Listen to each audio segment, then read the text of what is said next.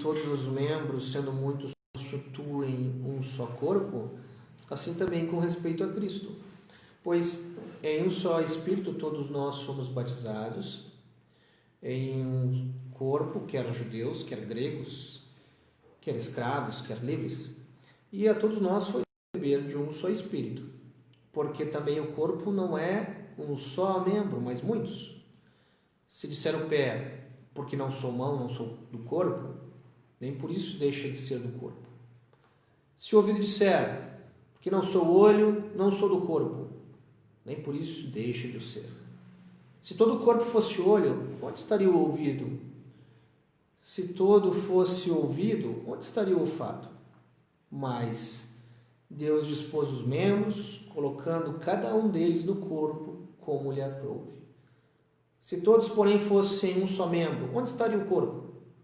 O certo é que há muitos membros, mas um só corpo. Não podem os olhos dizer à mão, não precisamos de ti, nem da cabeça aos pés, não precisamos de vós. Pelo contrário, os membros do corpo que parecem ser mais fracos são necessários, e os que nos parecem menos dignos no corpo, a estes damos muito maior honra.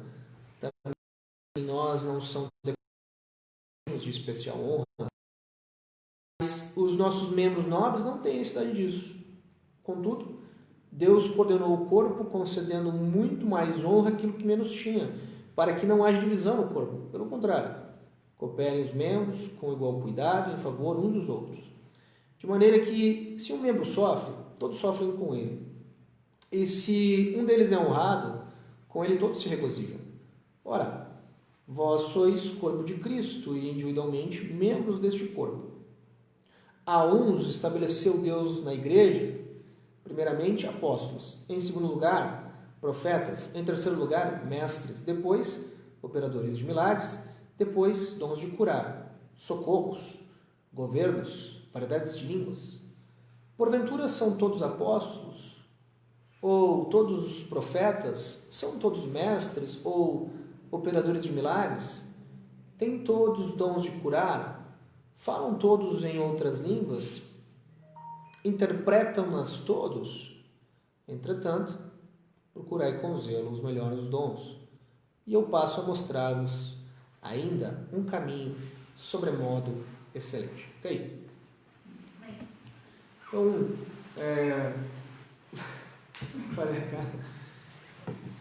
queria comentar com vocês até algo um pouquinho mais reflexivo, né? Um estudo um pouquinho mais substancial, né? Até mesmo entendendo que os que estão aqui têm uma certa caminhada, já têm uma certa experiência, né? Já conseguem entender um pouquinho o que eu quero dizer. Tá? Mas, na verdade, eu queria deixar vocês, ou despertar vocês mais um pouquinho naquilo que eu tenho feito nesses últimos dias, né? Que eu acho que é crucial para quem quiser participar do corpo, para quem realmente entende que pertence à família de Deus e precisa fazer algo. Precisa colocar a mão no arado. Né? Quando Jesus convidou as pessoas para seguir, lá pelas tantas alguém lá deu uma desculpa, disse, olha, né, quem põe a mão no arado, o Senhor disse, não pode olhar para trás. Isso nos diz que quando você decidiu seguir Jesus, e o apóstolo lembra isso, todos nós somos batizados num só corpo, quer judeus, quer gregos, quer escravos, quer livres. Quer dizer, não importa a situação que você estava, ou a sua herança, né? Ninguém é melhor que ninguém nesse sentido.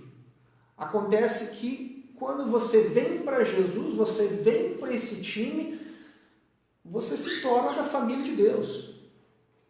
Então, nesse dia, eu queria que você, mais um pouquinho, pudesse se situar no lugar que Deus espera que você esteja.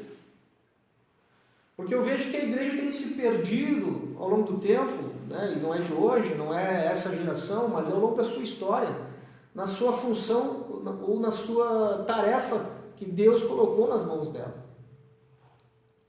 Quando a gente... isso era mais comum antigamente, né?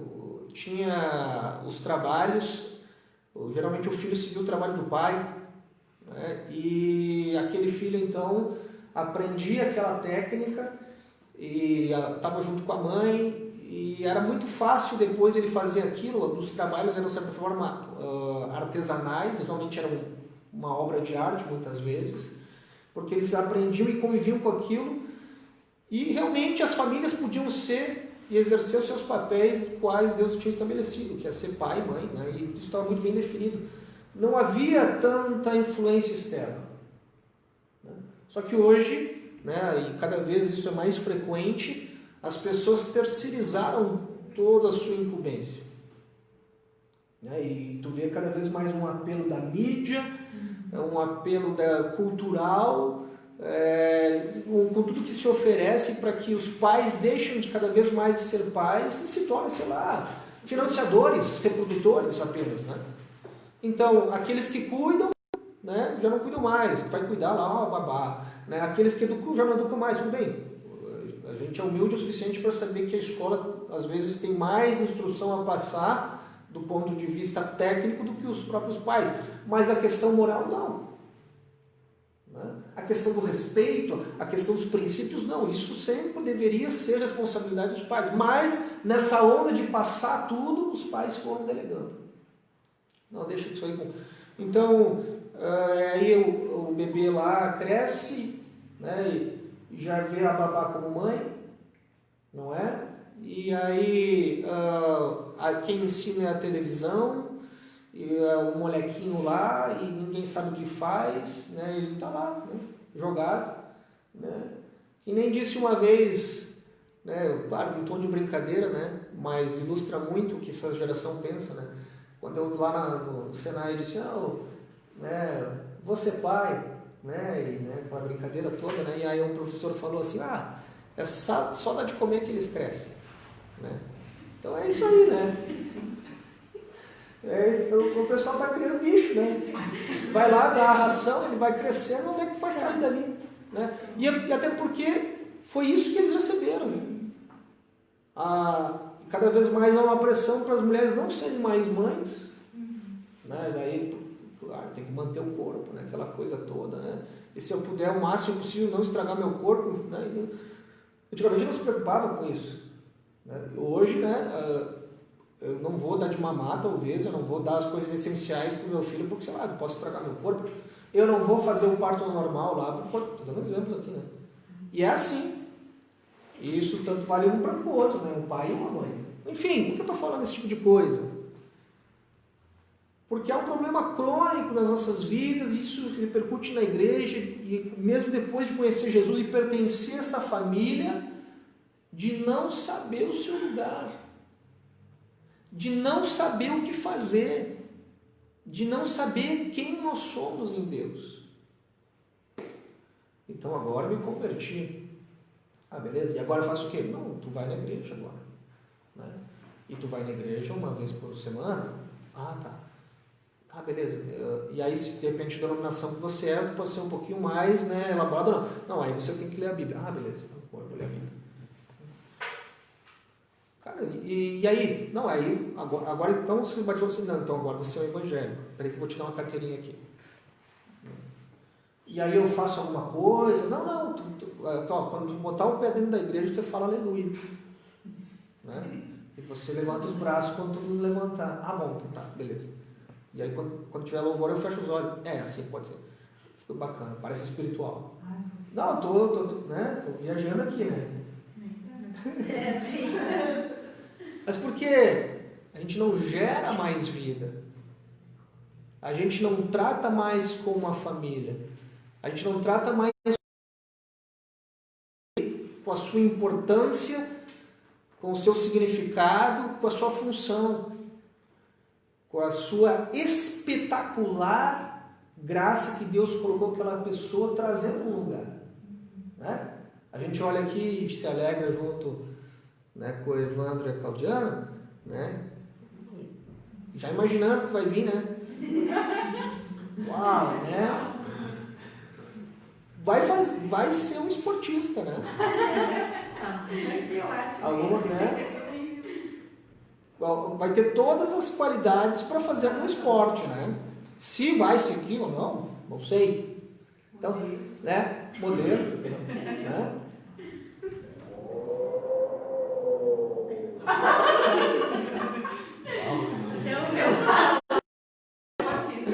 Acho que não.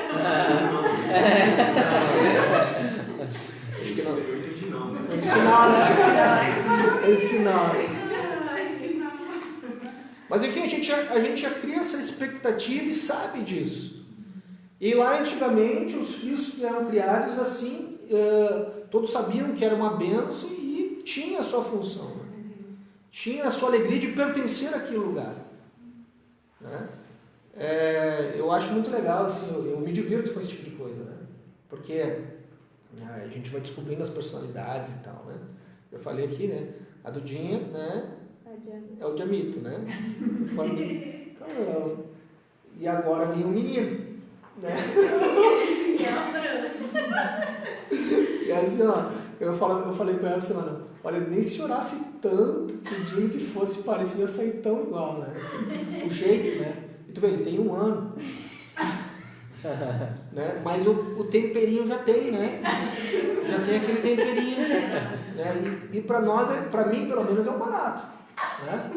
Ele reina e tal, né? E quando não tá, ele reclama. Né? E tranquilo, né? Eu gosto dos coléricos. Eu me divirto com eles. Eu acho eles engraçados. Tem gente que dá treta, né? Mas é bacana. Mas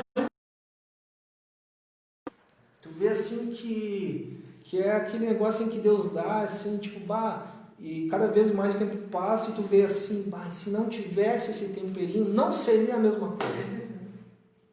Né? E é assim que nós somos no corpo de Deus. E é assim que você é também em Deus. E assim você tem algo de Deus extraordinário que, né, a palavra diz, eu já gosto desse versículo, que a natureza aguarda ansiosamente a revelação dos filhos de Deus. Revelar o Filho de Deus que você é. Qual é a sua função? Quem você é?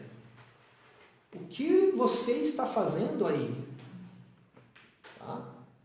Eu sei que algo Deus está movendo, eu sei que algo Deus está fazendo, Deus está nascendo algo aqui. Ou na minha vida, enfim. Né? O pastor Cícero vem aí na terça, nós conversamos, né? Ele deixou todas as portas super abertas, né? Me deixou super à vontade. Né? Estava conversando inclusive com a Pri. Ele colocou assim, tem até uma sala lá em 2 bairros, né? 2 salas, então pode escolher até o dia que tu quiser ir lá, está aberto e não vai precisar nem pagar nada. Se fosse o caso, né? Mas a mesma conclusão, o meu coração, e ele teve então depois o mesmo discernimento para fazer a mesma oração, só que assim, mas tu deve fazer aquilo que Deus dirigir nesse momento. E é o que nós temos feito. Então, independente de qualquer coisa, e a gente às vezes sinaliza, parece que está tudo certo para fazer isso. Não, mas o que Deus está preparando?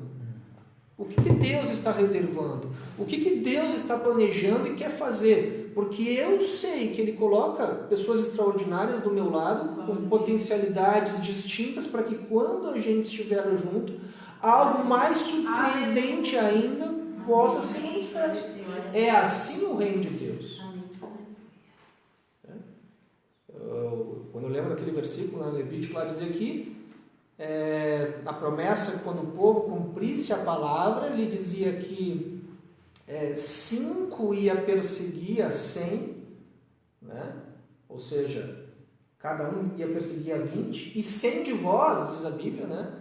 Não ia perseguir na proporção 2.000, mas 10.000. O que a Bíblia quer dizer com isso? Quer dizer que quando nós nos unimos, cada um na sua singularidade que Deus deu, na qualidade de filho de Deus, cada um exercendo aquilo que Deus chamou, o impacto é muito maior do que fosse só um. Então aqui, esse texto que nós estamos falando aqui, é a questão da união entre as funções, entre os membros do corpo. E aí ele fala um pouquinho, aí eu vou meter um pouco em cada um desses membros, para que a gente possa se identificar. Eu quero que você se identifique. A Bíblia diz que quando Jesus subiu ao céu, né, levou cativo o cativeiro, quer dizer, ele levou o seu, no meu entendimento, levou o seu povo até o céu, e diz a Bíblia então que os dons que haviam nele, ele concedeu dons aos homens, concedendo uns para apóstolos, né, profetas, evangelistas, pastores e mestres. Para quê? Com vistas ao aperfeiçoamento dos santos. Para que a gente possa chegar à estatura de Cristo. Então, ele disse, né, a palavra quer dizer que, olha, eu estou subindo, né, e eu vou deixar o Espírito Santo, outro semelhante a mim, com vocês, para que vocês executem a mesma situação que eu fazia enquanto estava aqui, porém estava limitado em, né, um ser humano, né, fisicamente, né, que Deus se auto-impossibilitou de não estar em todos os lugares, né? Então convém que eu vá, diz ele, porque se eu não for, o Espírito não virá. Mas quando ele vai, o Espírito vem, então ele pode desempenhar tudo aquilo que ele fazia quando estava, né, limitado geograficamente, através de cada um de nós, quando nós unimos nossas forças para que o reino seja manifesto. É por isso que ele diz, vocês vão fazer obras maiores do que eu fiz, porque eu vou para junto do meu Pai.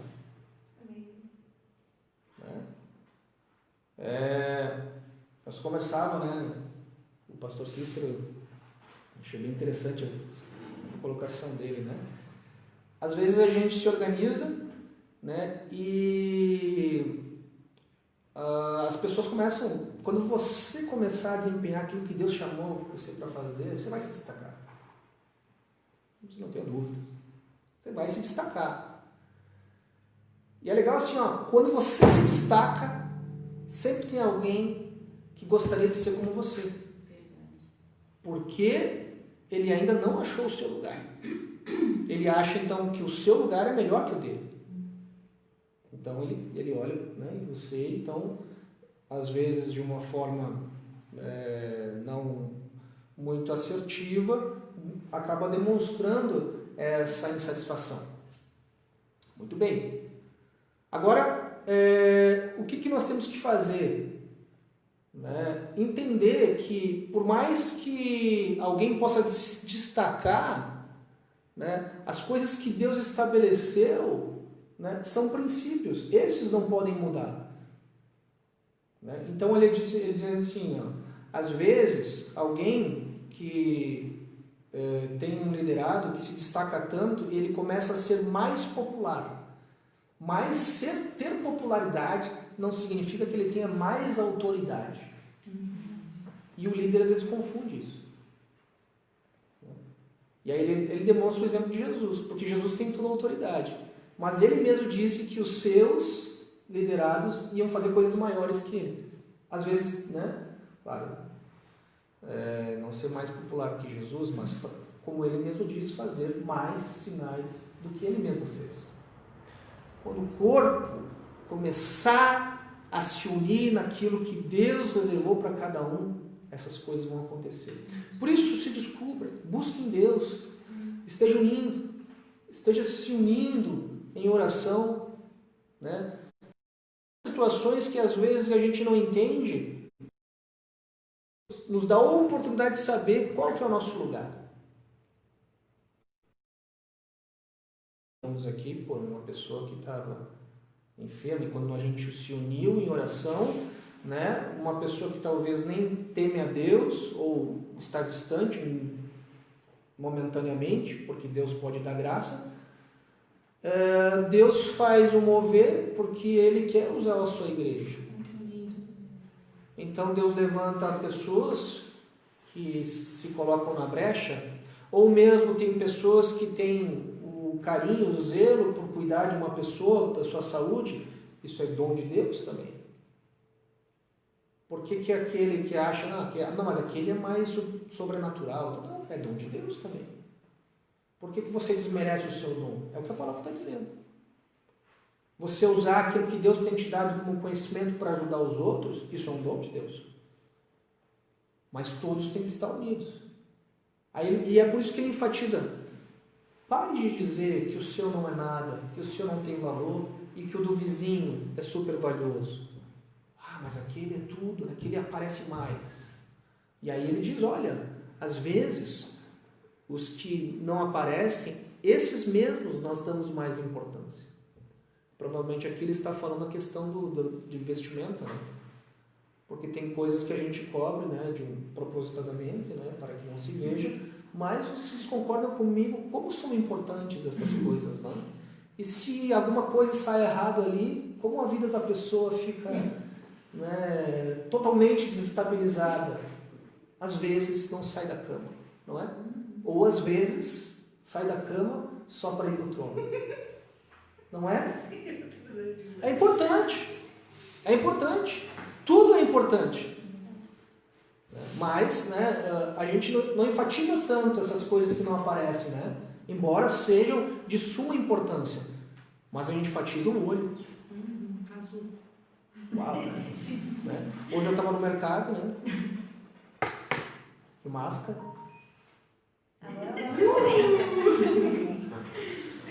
E aí a moça do caixa, qual é o seu nome?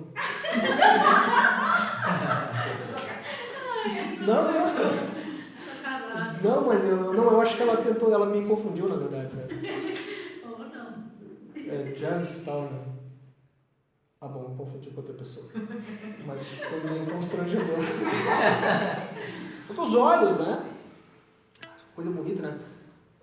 Isso vai ver, né? O olho é uma coisa fantástica da criação de Deus, né?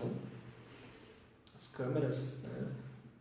Uma forma de tentar copiar essa estrutura tão complexa que é o olho humano. Imagina você ver, né? A minha mãe por muito tempo foi professora de cegos, né? E a gente viveu muito aquele conflito, né? De pessoas que perderam a visão e a gente se colocava no lugar dizendo, mas se pudesse escolher, mas se eu fosse perder um sentido, qual que eu poderia perder, né? Aí o olho era o último, né? Então, aí ele comenta nesse sentido, né? Por que a gente está rivalizando? Né? Aí ele diz assim, porque não sou mão, não sou do corpo, nem por isso deixa de ser corpo. Eu quero só colocar, e aí, antes de terminar, colocar cada um desses elementos, entendendo que é dessa forma que Deus estruturou o seu corpo. Quem seria a mão? Que é absolutamente importante para o corpo. Entanto que a mão, né, quando ela atua simultânea, uma igreja apostólica atuando em sintonia com todos os ministérios da maneira que deve ser. Deus levantou os apóstolos, que significa enviado, ou aquele que tem uma missão, missionário, enviado, né? E hoje nós dizemos que o apóstolo tem a função de implantar. Mas é aquele que toca nos 5 ministérios. E a gente compreende que uma igreja, um corpo, uma família que é efetiva, é aquela que exerce os 5 ministérios. Então, geralmente nós temos visto que ministérios dicotômicos. Ou é só um, ou só outro, geralmente conforme a cara do líder, obviamente. Tá? Então, a igreja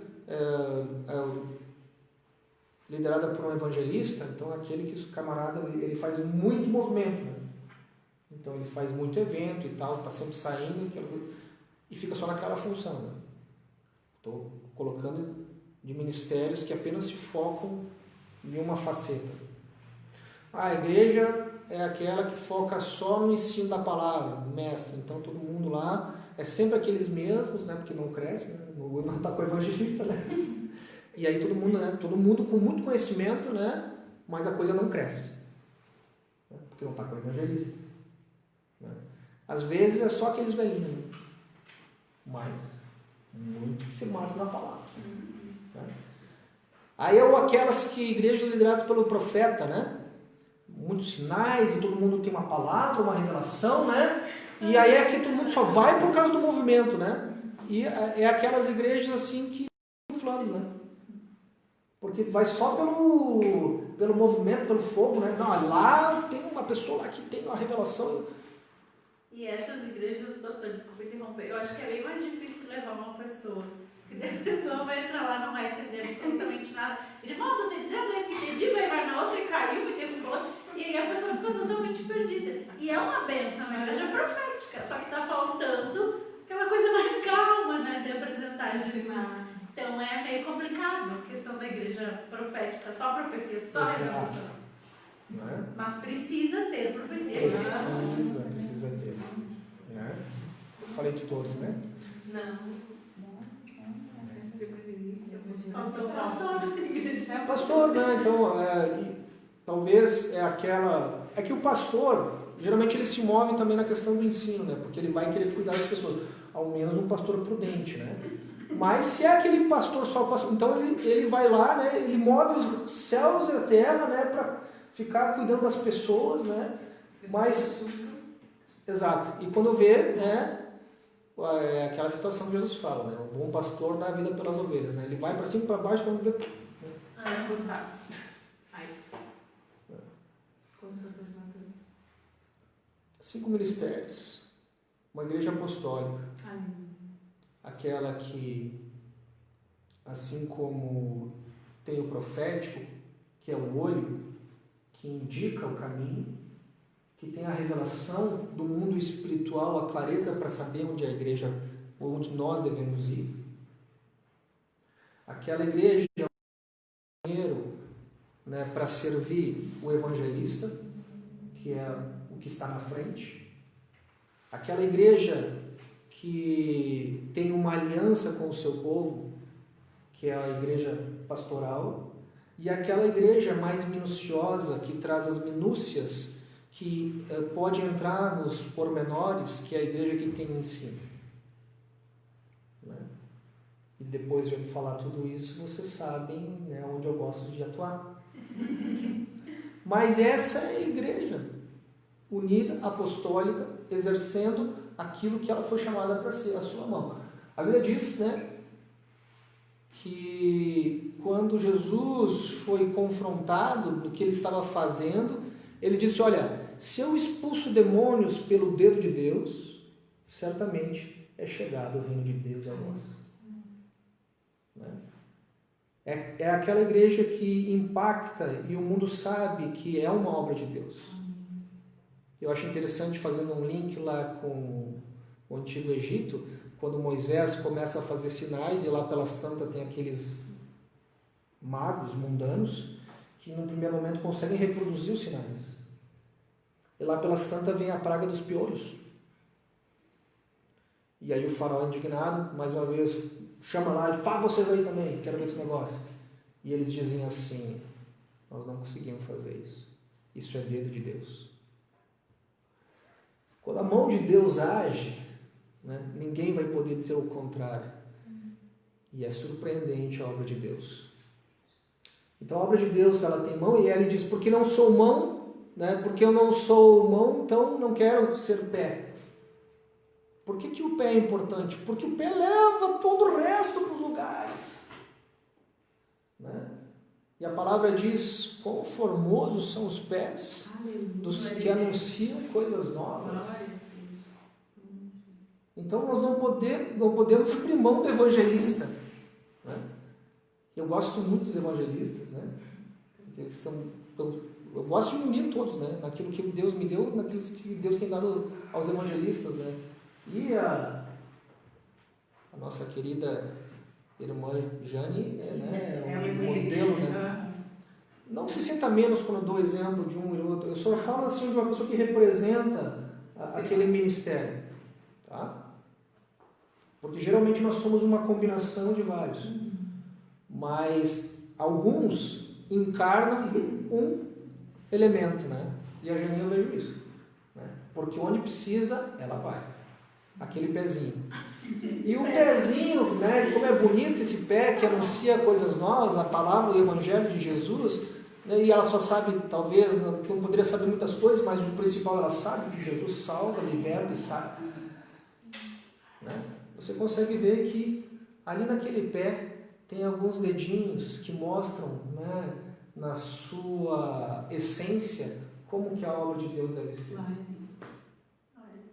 Ainda que na Igreja Apostólica, aquela que realmente impacta, a mão tenha muito mais funções que o pé. Mas o pé sem a mão. Mas quem leva esse corpo para lá é esse pé. Por isso é importante o pé. Né? Depois nós temos... Aí ele fala, porque eu não sou o olho, né? Não quero ser ouvido, ou vice-versa. A igreja precisa de olhos. Né? Igrejas sem óleo, né, sem os seus profetas, acabam sendo ludibriadas ou muitas vezes enganadas. Quando tem um ataque na igreja, verifique quem são os primeiros atacados. Porque são esses que podem perceber, né, o mal à vista. É esses que estão mais alerta do que vai acontecer adiante. Eles têm uma visão privilegiada. A visão do profeta é uma visão de águia. Né? Eles apontam o caminho, né, e podem, né, discernir muitas vezes, antes dos demais, né, os passos que têm que ser dados. Aí está dizendo, porque, e esse geralmente, né, o olho, todo mundo quer ser olho. Né? Mas ele está dizendo, porque eu não sou olho, então eu não quero ser ouvido. E por que é importante ser ouvido, né, numa igreja? Claro que é importantíssimo o olho. Mas por que é importante ser ouvido? Para você poder fazer a obra. Diz a Bíblia que lá pelas tantas Jesus tinha curado, tinha pregado o Evangelho, e as pessoas ficaram ali ouvindo ele. E aí diz a Bíblia que ele se compadeceu daquela multidão, porque eram ovelhas que não tinham pastor. Por que é importante o ouvido e não somente ouvir? Porque é o ouvido que tu vai perceber o feedback das pessoas. O que realmente elas estão precisando? É o ouvido que se sensibiliza, é o ouvido que se coloca no lugar do outro, é o ouvido que cuida, que realmente se importa com as pessoas. Então, por isso, né, às vezes, né, tem aquele conflito que na verdade não é um conflito, né? Na verdade é a visão de Deus para cada um deles. Né? O profeta está lá dizendo, vocês têm que se arrepender, olha o que está acontecendo. Né? E aí chega lá o pastor, calma aí, vamos lá, né? O pessoal vai se perder, né? Tem um pouquinho mais, né? Eles são novinhos, mas eles vão chegar lá e tal, né? Porque ele tem o coração daqueles que estão aflitos. E depois, né, não seja, não tape os seus ouvidos, né, por alguém que te pede socorro, mas também ele diz, porque eu não sou ouvido, né, também depois, quando tem alguém que se destaca em ouvir as pessoas começam a amar ele, né?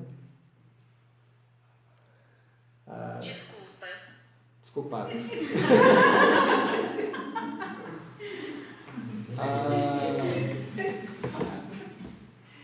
O que é isso aí? Às vezes é do nada.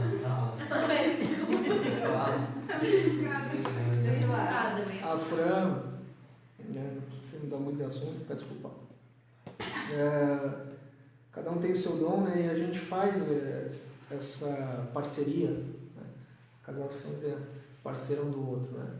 Eu sempre vou salientar isso. A gente não deve ser rival do nosso parceiro, né? Na realidade, Deus, por algum propósito, uniu você a Ele, né? Então, na realidade, não é que vocês são antagônicos. Muito, né? Não sou a favor, nem contra, né? Muito antes pelo contrário. Muitas pelo contrário, são complementares. Né? O que Deus deu para um, talvez não deu para o outro, mas quando a salada está completa, aí sim que vai fazer diferença. E aí a Fran, ela lembrava assim, já faz alguns anos, né? E aí essa semana a gente lembrou com o pastor Cícero, né? Ela sempre foi muito de convidar as pessoas, né? A Fran sempre foi também, de certa forma, um lado evangelista não vamos lá, de mover e agitar primeiro, né? E eu já ficava mais no meu canto. Ela ia lá, conseguia convidar as pessoas se animavam, né, e começavam a ir frequentar a célula. Daqui um pouco, né, tava todo mundo gostando de mim e ela, tipo, né, ela trazia todo mundo da empresa, né? E daqui a pouco tava todo mundo, né, muito que, né, que gostava de estar comigo, né? Mas ó, eu faço tudo aí, daqui a pouco tá todo mundo, né? Na realidade, né, é que quando cada um exerce o que Deus chamou para fazer, né, não que eu sou o queridinho, né? Ela foi fundamental, né? Mas também ela tem muito daquela questão profética, né? E não à toa os profetas às vezes são isolados, né? Aqui estamos, porque eu escutei a Fran falar várias vezes isso, que era isso que ela via para vocês, a igreja na casa de vocês, o grupo, isso, e foi aqui, estava eu, ela e a Clélia, e estava quase todo mundo trabalhando no encontro, e ela falou isso. Pareceu. Nem quando podia. Não, foi aqui. Estavam trabalhando no encontro, até foi o encontro que a Evandro fez ela se sentir por ela, que ela tinha isso, que a igreja, que vocês teriam, as pessoas que vocês cuidariam, seriam na casa de vocês. Olha aí, eu estou na primeira mão aqui dando uma confirmação. Olha aí, isso que é bacana.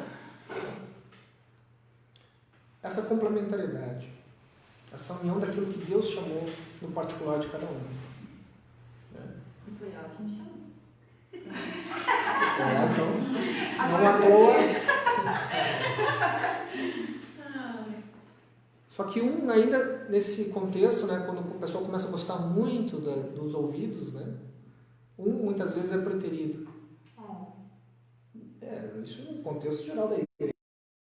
Aliás, ali, né, em tempos de pandemia, todo mundo está falando isso, né? Em tempos de pandemia, diz que um dos sintomas do tal do Covid é perder o olfato, né? Olha, né, e todo mundo há de concordar, se fosse escolher um para perder,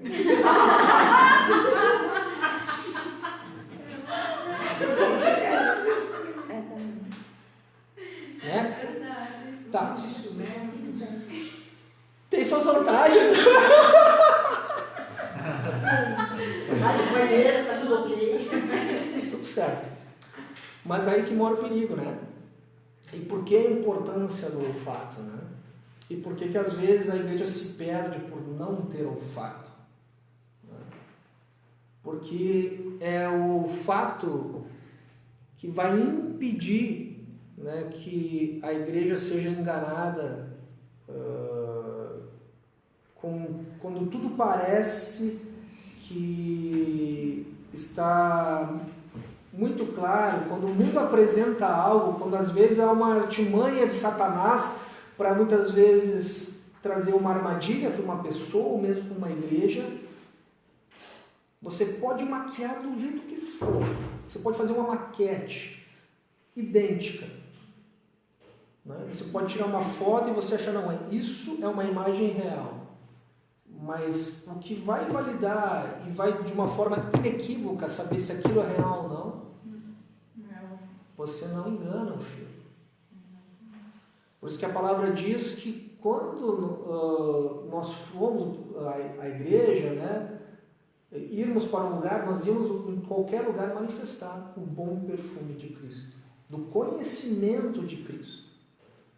É através da palavra que você vai conseguir validar, né, se realmente aquilo que você vai fazer realmente é sólido ou não, porque a palavra é solidez. A palavra é clareza. O Senhor diz, olha, mesmo que um anjo venha pregar um evangelho diferente daquele que estava sendo anunciado, que está na palavra, seja amaldiçoado. Por que o Paulo falou isso? Porque tinham muitos naquela época que estavam apresentando um Jesus. Não, vocês têm que seguir Jesus, mas se você não seguir a lei aqui, vocês estão bem tão fora. Cara, e ele dizendo, não fui esse o evangelho que eu preguei para vocês. Né? Ah, mas olha ali, tem um cara lá que conhece, que está falando. Ou tantas outras pessoas nesse meio tempo vão se levantar, como mesmo o Senhor nos anunciou, vão vir gente fazendo sinais, se possível, para enganar os próprios eleitos. Como você vai saber se uma coisa é de fato verdadeira, de Deus ou não? confere. Ah, mas tem sinal. Ah, mas eu senti isso. Ah, mas aquilo outro. Ah, mas teve um sonho. Cara, né? O diabo pode fazer isso. Né?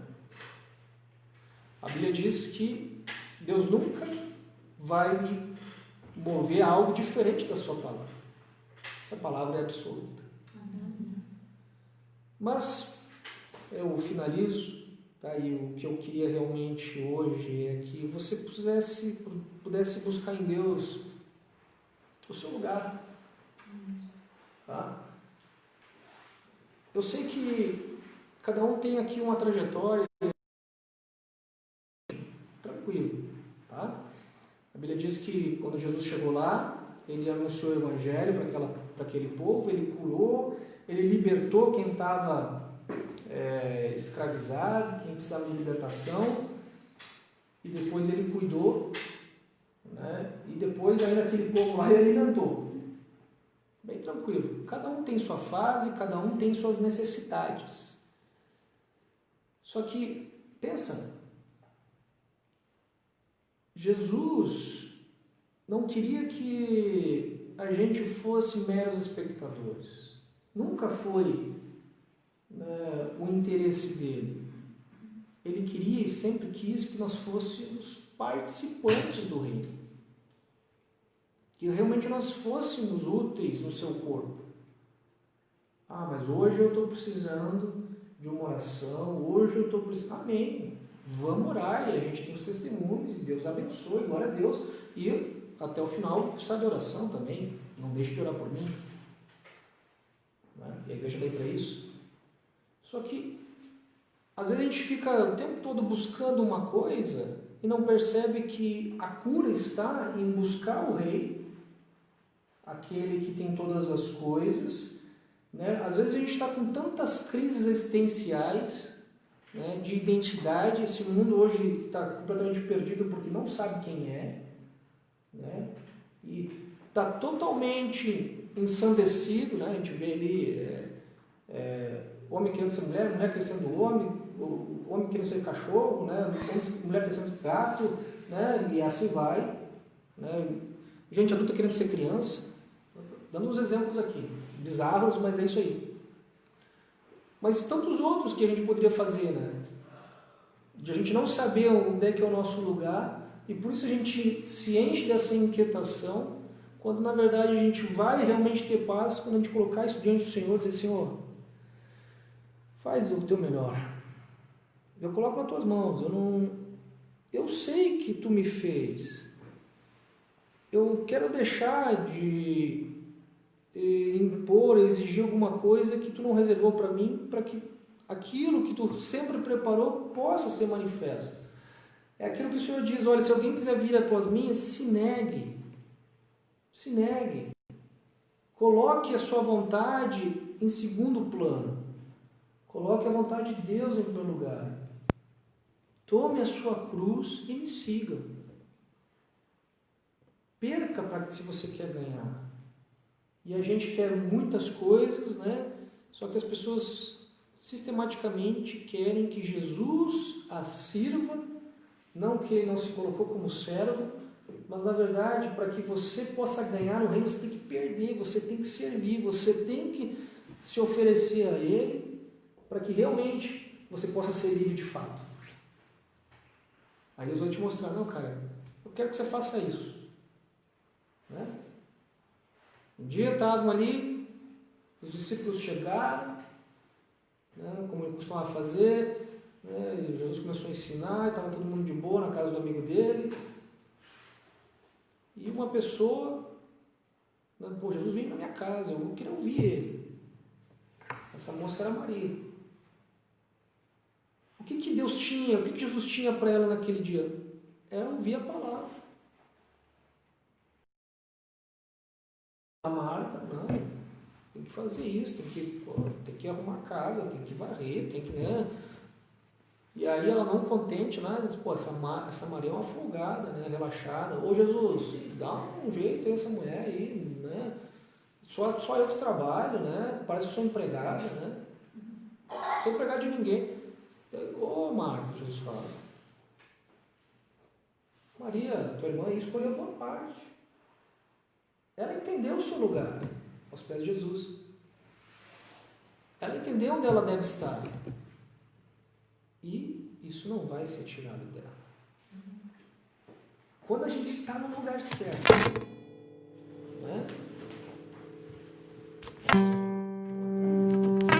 Quando a gente está no lugar certo, a gente finalmente se está em paz. E realmente ali ninguém vai nos tirar daquele lugar. Quando tem gente assim, começam a te olhar de uma forma desrespeitosa, ou mesmo começam a implicar contigo porque você começa a manifestar a graça de Deus naquilo que Deus te chamou, no primeiro momento você pode ficar incomodado. Mas, cara, fica sossegado. Ninguém vai poder te tirar o teu lugar em Deus. Né? Eu estou sossegadão. Né? E até, né, talvez até quem pudesse dizer, não, o James quer uma igreja, o James quer liderar, ou alguns talvez mais, né, teóricos da conspiração, não, o James ele quer pegar tudo ali, né? Eu estou tranquilo na minha, né? E assim, ó, eu não deixo de ser aquilo que Deus me chamou de ser porque eu não estou lá, em outro lugar. Eu sou filho de Deus. E se Ele me chamou para cuidar de gente, eu vou cuidar de gente. Se as pessoas são cuidadas e elas são restauradas, eu estou feliz. E se em algum momento Ele fala comigo, eu fico feliz. Né? E eu fazendo aquilo que Ele me chamou, eu estou de boa, estou sossegado. Né? Eu não quero mais coisa. Né? Aí quando Deus chega com mais coisa para mim, Deus, mas estava bom aquilo ali. Né? Não, mas eu quero agora que tu faça. Não, tá tudo bem, tu quer, eu faço. É para a tua glória, Senhor. Tu me colocou isso para mim abençoar? Eu vou ser bênção? Não, vai, pode fazer. Não, tudo certo. Mas naquilo que Ele me deu, e naquilo que Deus tem dado a você, não deixe escondido. Né? Busque Deus, consagre isso a Ele, né? Para que o nome de Jesus seja engrandecido. Mas eu não sei fazer nada. Não, você sabe, tem muita coisa que você faz e faz bem. Tá? O legal é o seguinte, quando está no altar de Deus e aquele negócio pega fogo, aí esse é o legal. Né? É o que Deus faz, não aquilo que tu tem. Né? O que Deus colocou em você é o presente dele, o dom. Dom significa presente. É o presente de Deus que Deus colocou em você. Agora, aquilo que você pode fazer com aquilo que Ele colocou em você é o presente que você pode apresentar a Ele. Então faça isso. Amém? Então tá, queridos. Eu vou orar aqui. Nós vamos orar. Pode tirar aqui. Eu vou tocar. Eu sempre perco as minhas ministrações, eu gosto de ministração. Nós temos um monte de ministrações.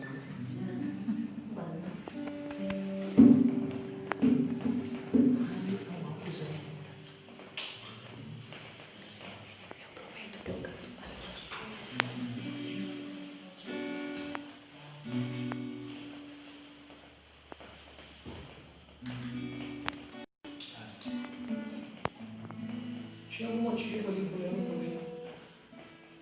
A Letícia está melhor? Os bebês. Tá? Os bebês. Os bebês, a menina Que tá já tem, né? Já tem nome?